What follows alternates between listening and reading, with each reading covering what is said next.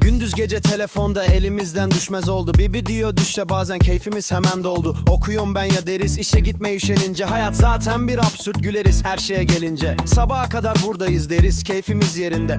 Fıttı fıttı fıttı hepimizin dilinde. Çok hoştur ama benena mevzular daima lakin Püskevitler, çikolatalar ne de güzel bir yakin. Artiz ne ararla pazarda, bizim buralar hep sakin. Beyin bedava dedikçe kafamız hep mi bomboş, o zaman hoş. Aman Ali Rıza Bey, ağzımızın tadı kaçmasın. Sanki tüm sorunları bu söz hemen kapatmasın. Oğlum bak git dedi, haklıydı temizlik işçisi. Yürü bu rehli deve, kimseye kulak asmayız.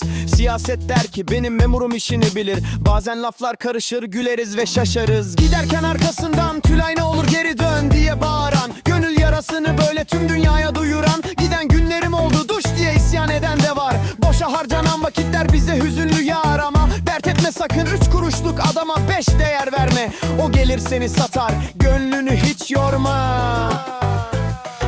Çok hoşdur ama benena mevzular daima lakin Püskevitler, çikolatalar ne de güzel bir yakin. Artiz ne ararla pazarda, bizim buralar hep sakin. Beyin bedava dedikçe kafamız hep mi bomboş, o zaman hoş.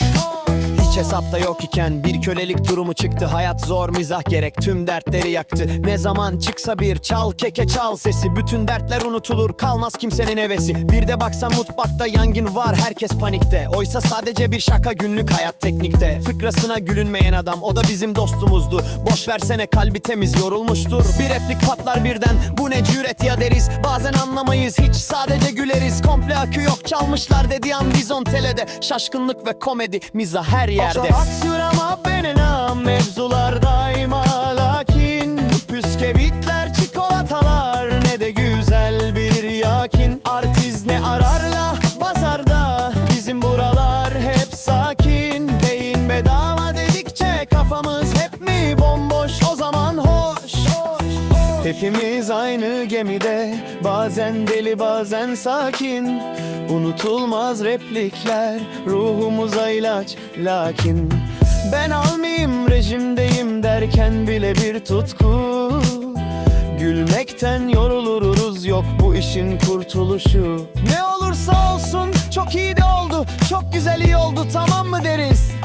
Bu komik fenomenlerle tüm hayatı severiz.